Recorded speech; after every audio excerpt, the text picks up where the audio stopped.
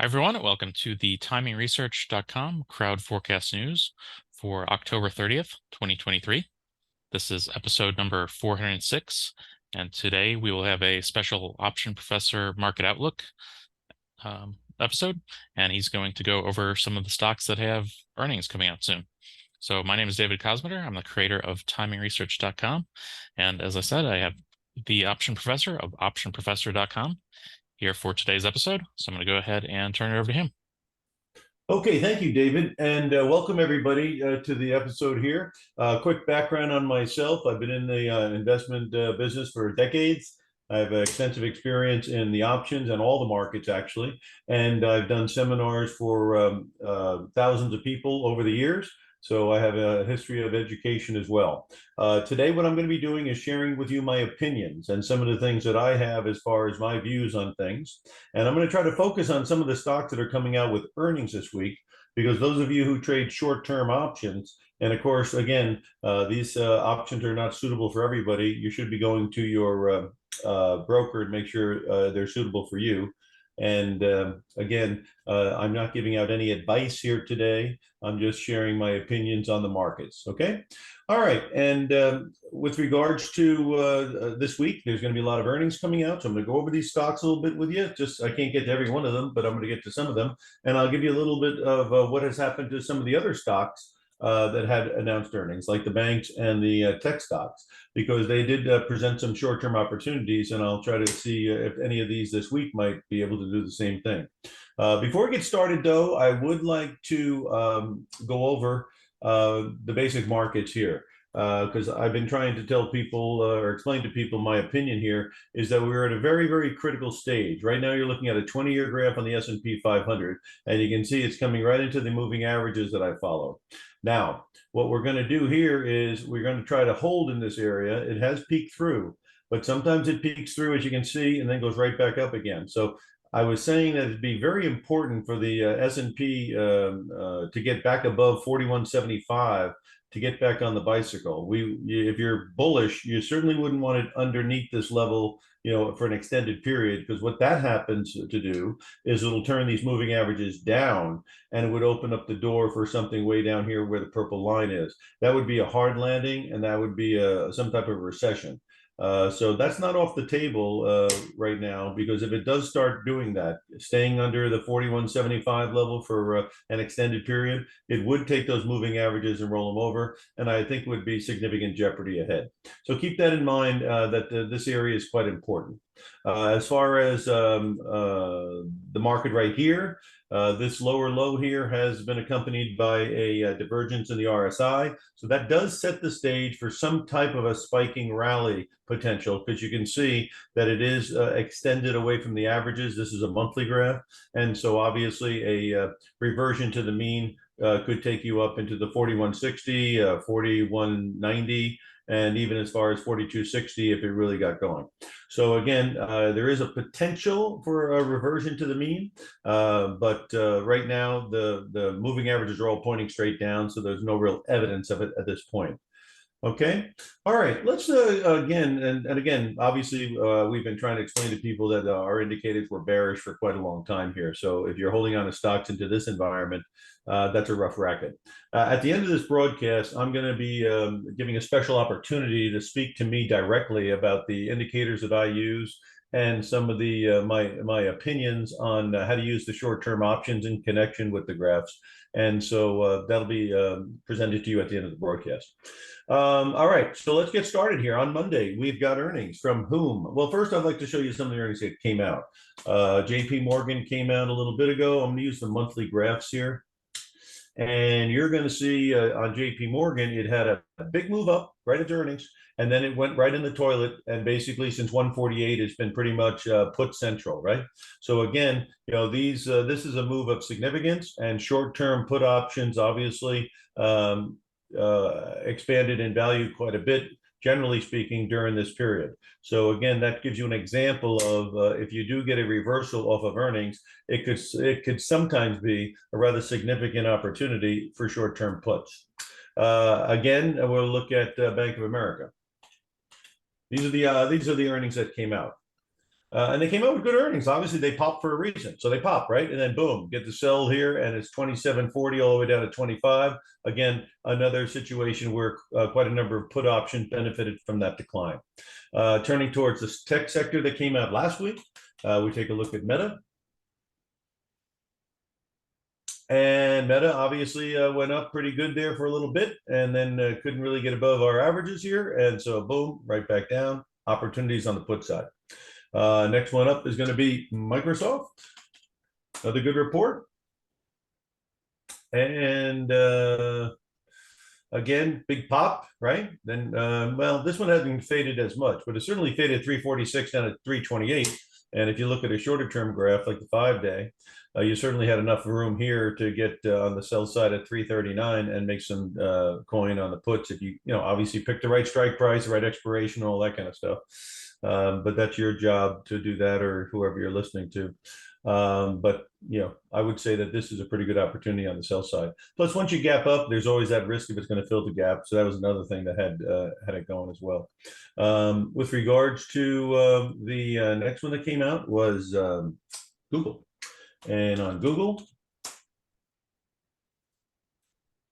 and they had a big move up on there you go, and then it really just hit the tanker pretty hard, and this one really went down. So obviously the opportunity on the sell side with the puts really, this would have been a nice rainmaker for some people if you got into the good strike price before the break, or as soon as it started to look like it was flattening out up here, if you thought and again, when you get up here and you get some divergences on the relative strength, it kind of gives you an idea that the thing's running out of steam. So you whack it, and you take your shots, limited risk, and try to pick a striking price not too far out of the money. And again, when I talk to people, I give them my opinion on how to figure out the striking price and all that kind of stuff, and my opinion on how to do that kind of stuff. All right, so that gives you an idea of what happened in the past performance, not indicative of future results. But let's take a look at what's happening next week. We start Monday with McDonald's, and McDonald's is Mickey D. Come on, Mickey D. Mickey D. Let's see what that looks like. I'm going to look at the monthly graphs, because on this, we're going to be focusing in on short-term trading. If you want to look at long-term on McDonald's, you can see that obviously it had a peak up here at 300, and it's been losing altitude. It's trying to hold on for dear life on the blue line there. If it does break underneath there, you can see sometimes it can go into the toilet. These lines are all pointing up, so that means the trend is still up, but it is trying to hold on for dear life here. And like I say, that is also telling you that it could be a reasonable place to look for the long side if that's not going to break. So let's take a look at the 1 month. Okay. All right. The 1 month, we're going into this thing after a rally. It went from 245 to 2, so I had about a $20 rally. Ran into the purple, didn't like it very much, still under the purple. So again, if this thing were to start breaking, the red line starts pointing down, there is some real estate up here, and there's some gap down there that might be interesting to take a look at. So, if this thing starts to roll over, there is some potential on the downside here, particularly if it can't get above 258, or if it rallies up towards 260 and change and looks like it can't get through. So those would be a couple of points I'll be looking at on McDonald's. Next one up is going to be On. That's the semiconductor deal. And let's see what that looks like. Going into earnings on Monday. All right, this one's already hit it in the tank pretty good, because obviously it probably followed the lead of the other tech stocks like Meta and Microsoft and Google. And so it was not going to go against that kind of tide. And that's why this thing gave us the sell up here, pointing down around 94. And that was a pretty good ride on the downside. Tried to make a little rally here, but again, everything's still pointing down. So we'll have to see if it gets any good news to try to pop it up towards this neighborhood here. And if it goes up into that neighborhood there and it can't get through, that would be an area where maybe some short-term puts might make sense as well. Okie dokie, that's On. What's the next one going to be? Next one is going to be Western Digital. Try to go through these things pretty fast so we can get as many in as possible. And then, of course, if you need more information, I'll give you contact information. We can talk afterwards. Western Digital, again, already hit the tank, just like all the other tech. So again, is there going to be a little bit of a reversion to the mean pop? It's possible. And if it does have a reversion to the mean pop and it can't get through, that could be the better area to hit the puts. We're going to look now at SoFi.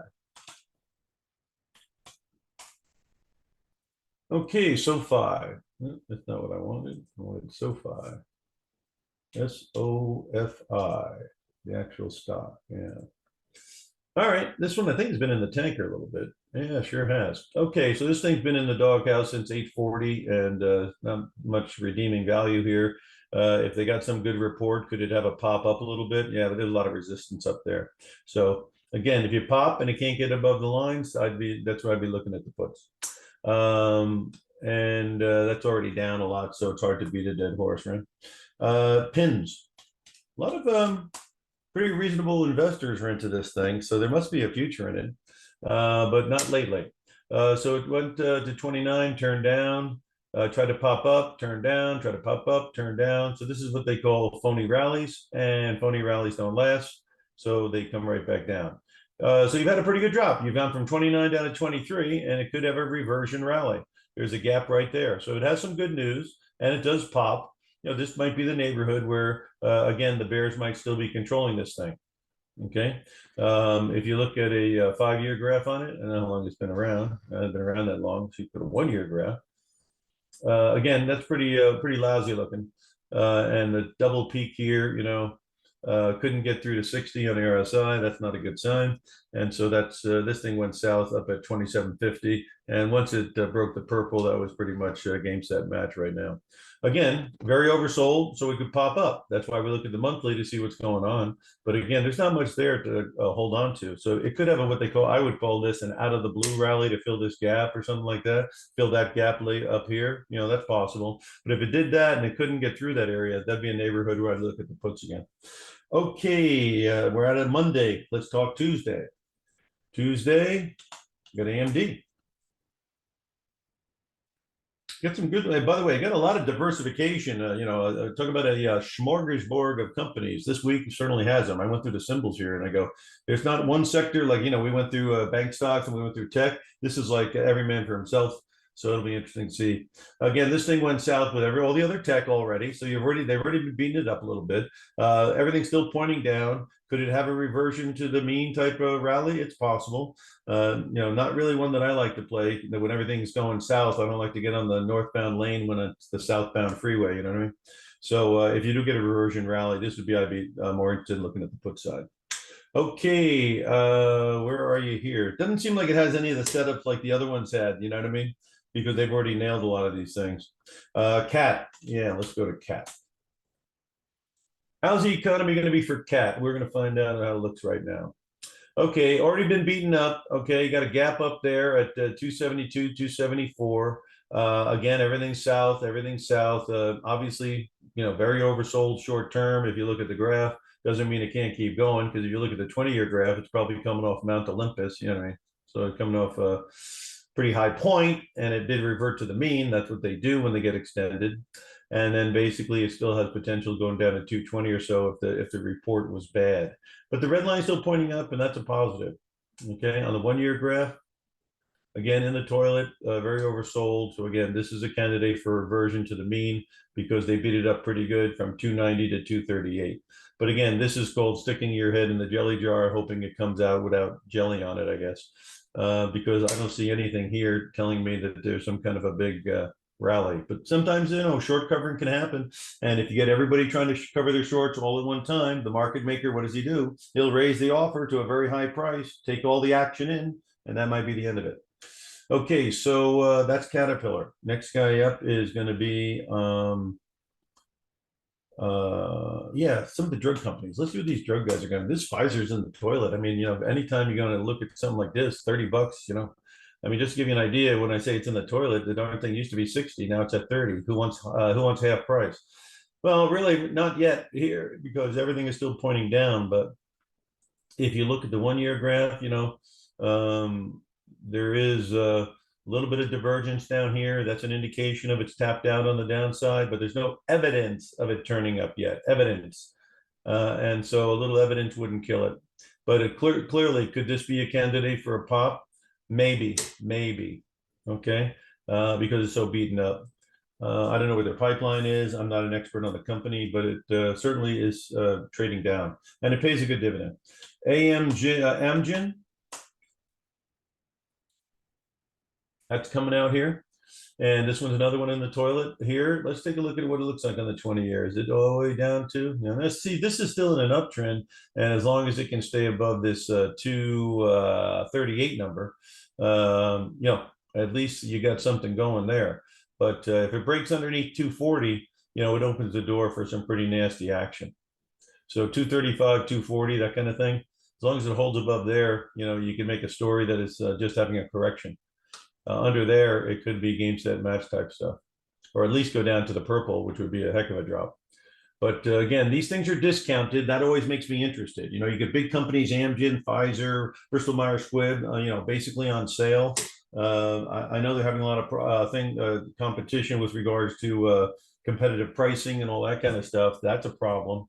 But people get sick, people want drugs. These guys make the drugs, right? Okay, Amgen, and let's see what else is going. Oh yeah, what about the solar stuff? First Solar, that stuff's been getting nailed, I think, too. I'm gonna go to the 1 month graph to see what it looks like here. Yeah, see, the purple line's coming down. This whole thing is all on a negative. Everything is oversold. Everything is oversold from the standpoint of it could revert back to the mean a little bit, but there's no evidence of a turn on any of the charts. So you're basically hoping against hope, and then sometimes that works, but it could just be a short covering rally that's not long lasting. So, like I say, it's a pretty nasty looking environment on many of these stocks out there. What about Yum China? I thought that would be interesting because China is pumping up their activities over there to stimulate. And I use Las Vegas Sands as my indicator, and that started to pop a little bit, but a very dead cat bouncy type thing. All right. Anyway, what did this Yum look like? It's on the negative side. They had a big thing remember in January, big opening, and then a big fade. And right now it still looks like it's in the fade mode. So nothing here that I can see that looks fabulous because these trends basis the moving averages are clearly still down. Okie dokie. What do we got on Wednesday? On Wednesday, we've got the Fed meeting.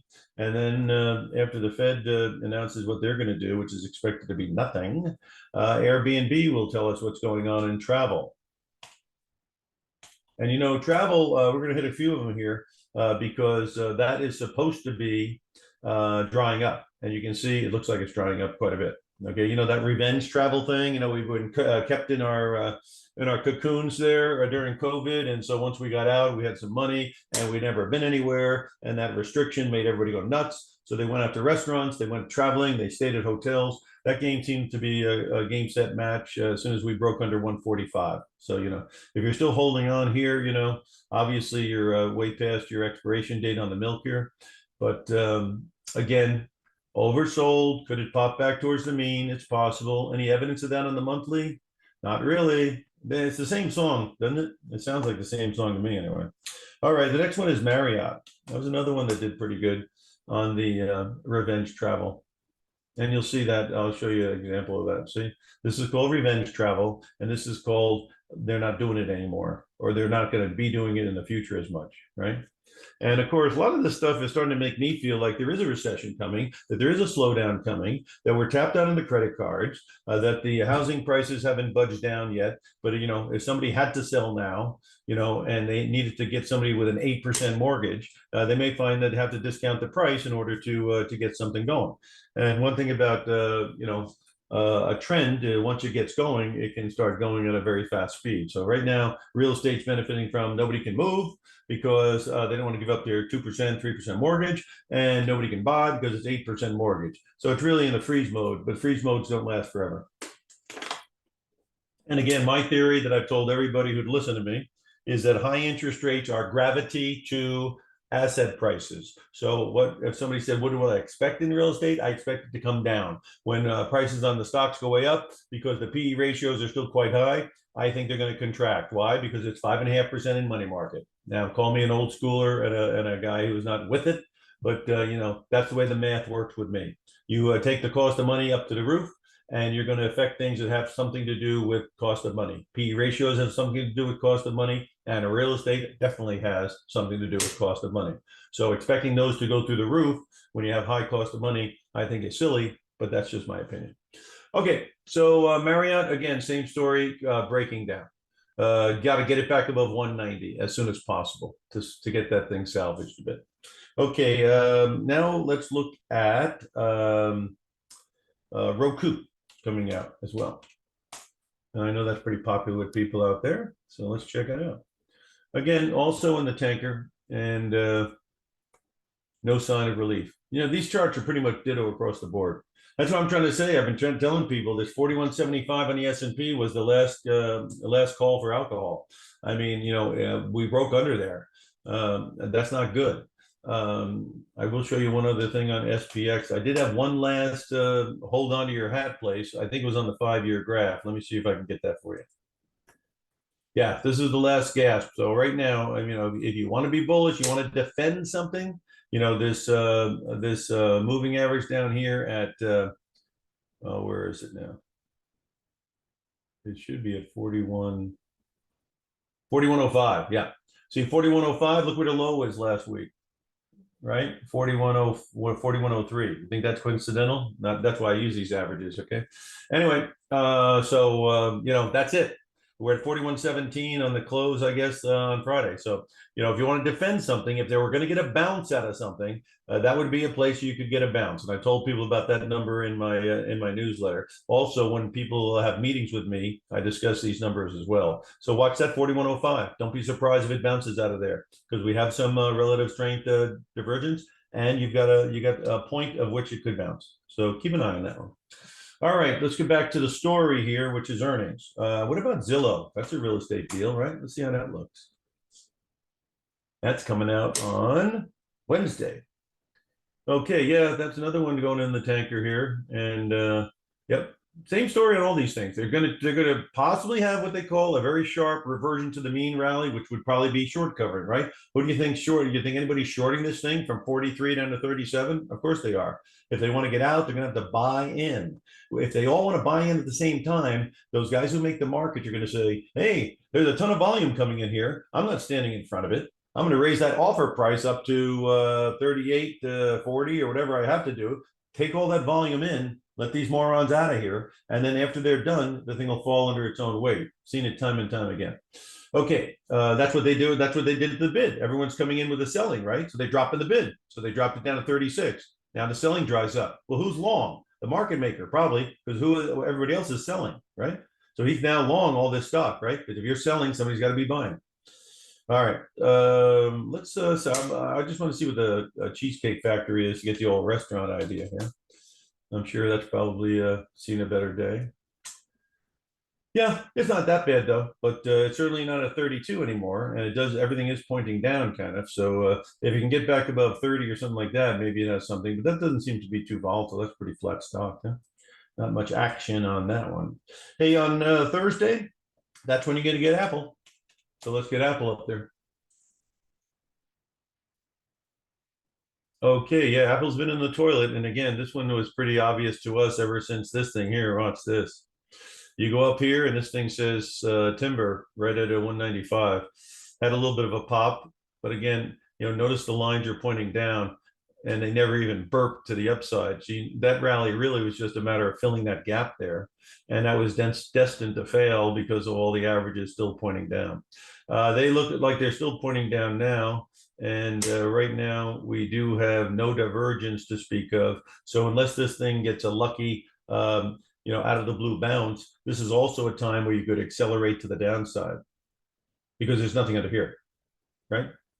And on the longer term graphs, again, you could go down to the purple, and the purple attractor is going to tell you something like 155. So don't be, if this thing gives it up. Now, again, the blue is rising. So again, it's nice mixed bag here. If you can get above 174, 176, because you got a couple lines there, then maybe they could make a rally out of it. But if it does come out with something not so good and it rolls down, don't be surprised if you see a 155 print on this thing. So it's really in a box there. And like I say, the box is going to be opened by Thursday. So keep an eye on it.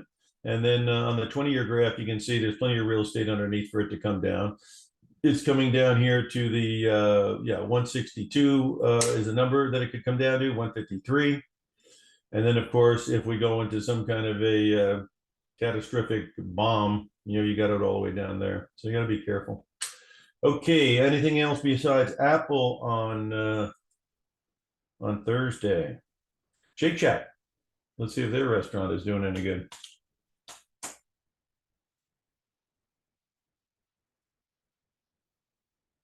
Yeah, that's kind of hanging in there. Kind of hanging in there. Get this thing going back above the blue line here at around 55.75, and it could get going a little bit. On a 1 year basis, I guess it's probably been coming down though. Yeah, woo, 80 to 50. Yeah.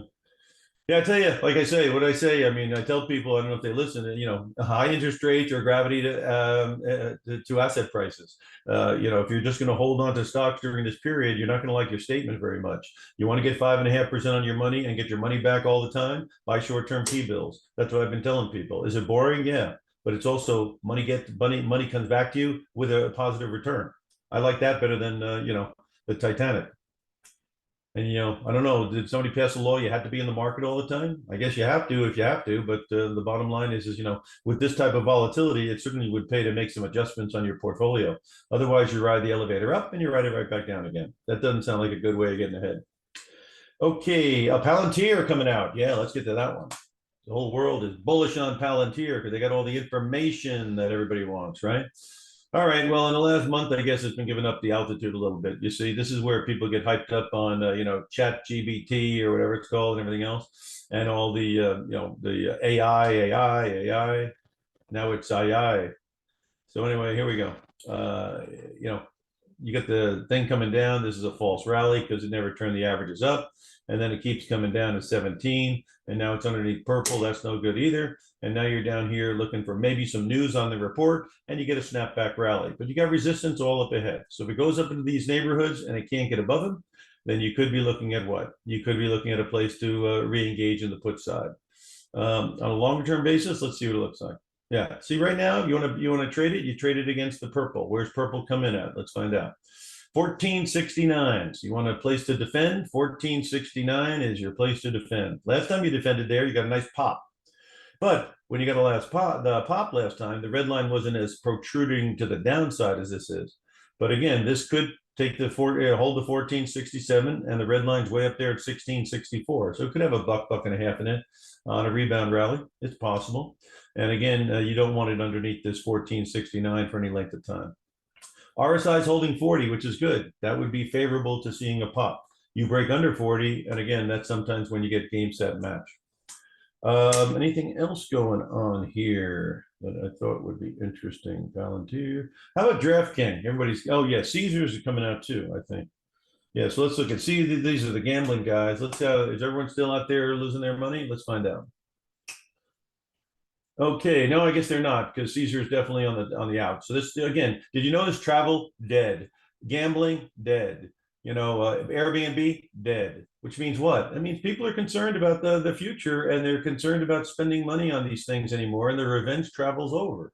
Now DraftKings is trying to get mom and pop and grandma to gamble on the cowboy game and everything else. I don't really think that's the great way to go, but I'm not in charge here. DraftKings, let's see how that's been doing because that had a nice big run. Yeah, but it's now giving it up a little bit and it's holding on for dear life. You want this thing to get back above 27 bucks, and sooner rather than later would be good. Okay, and then if it does that, that would be a neighborhood where you could possibly buy it. But nobody's got to like that red line pointing straight down. And if it starts giving it up here, and people start, not doing this because they lost all their money, and gambling on games where you lose your money is not fun, then bottom, obviously it could have more downside to it. But right now, this is the neighborhood that it's got to hold. And if it does, that could be the neighborhood where it goes up from. Okay.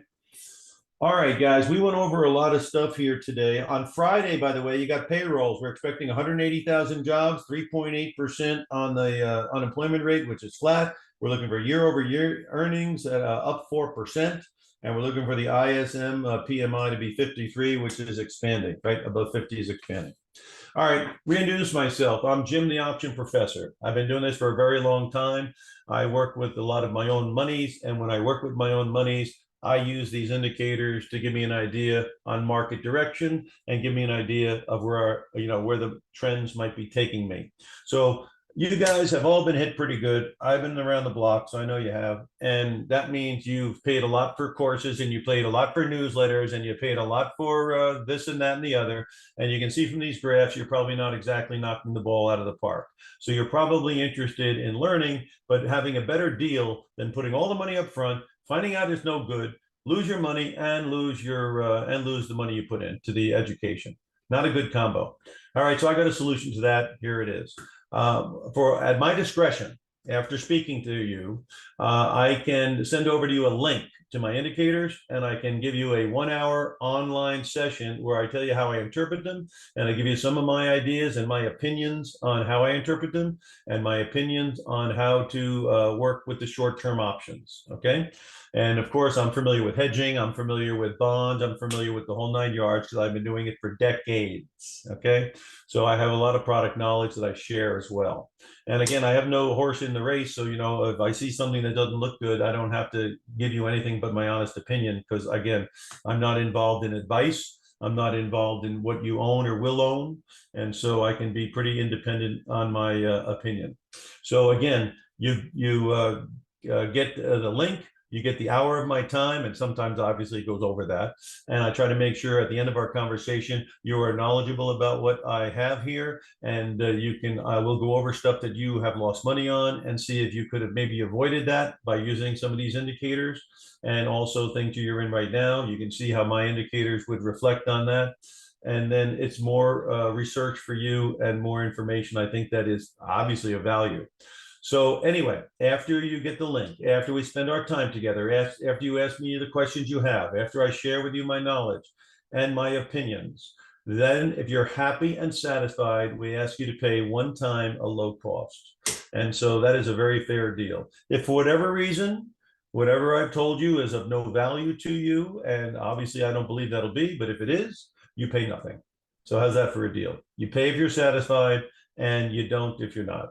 It's kind of like if I was running a restaurant and all the restaurants around me, everyone got food poisoning. It would be hard for me to have a restaurant unless I gave you the food and only had you pay after you like the meal. And that's how we're operating. Obviously, would you wish everybody would operate like this? Of course. You think they will? Come on. Hold your breath. Don't hold your breath for that one, right? So again, how do you get a hold of me? Real simple. You go and email me at optionprofessor@gmail.com. OPTIONPROFESSOR@gmail.com. You can go to the website, optionprofessor.com, and just put in your information. I call you back, and then we talk. And then if it seems like it's appropriate, we'll send that over to you, the link, and then we'll set up a good time where you're in front of your computer so we can go through my interpretation, answer questions you have, share my knowledge, share my opinions. Okay. I think that's a pretty good deal. I call it a no-brainer because obviously the risk is all on my side, making sure that you come away with something you feel is valuable, or else I'd be donating all my time and information, which has not been the case up to this point. And that's why I'm happy to do this. But it's at my discretion. Obviously this is better for somebody who has an open net on their information flow. If you're tied into just one type of thing and one type of thing only, and you're not open to any other information, then obviously, it wouldn't work. So again, I think there's value here. Again, I use this when I do my investing as an indication of market direction. So this is the stuff that I'm working with. So I kind of believe in it. Okay. So again, optionprofessor@gmail.com. Put your information in. I give you a call. Hi, this is Jim. What time's going to be good for me to send that over? That kind of thing. Or you go to the website and you can put it in there as well. Okay. A lot of things going on this week. A lot of things have been going on, guys. We've been very, very happy with what our indicators have been able to show us. And so I believe you might be happy with it as well. That's why I'm making it available to people. Okay. All right. This is Jim, the Option Professor, signing off. I want to wish you all a great week and good luck and good trading. Got a lot of earnings. You got the jobs report Friday. You got the Fed on Wednesday. So, don't go asleep at the wheel out there. And God bless everybody. We'll talk to you soon. Again, don't forget optionprofessor@gmail.com or optionprofessor.com for the website, and put your information in. We'll be talking soon. Have a great day, everybody.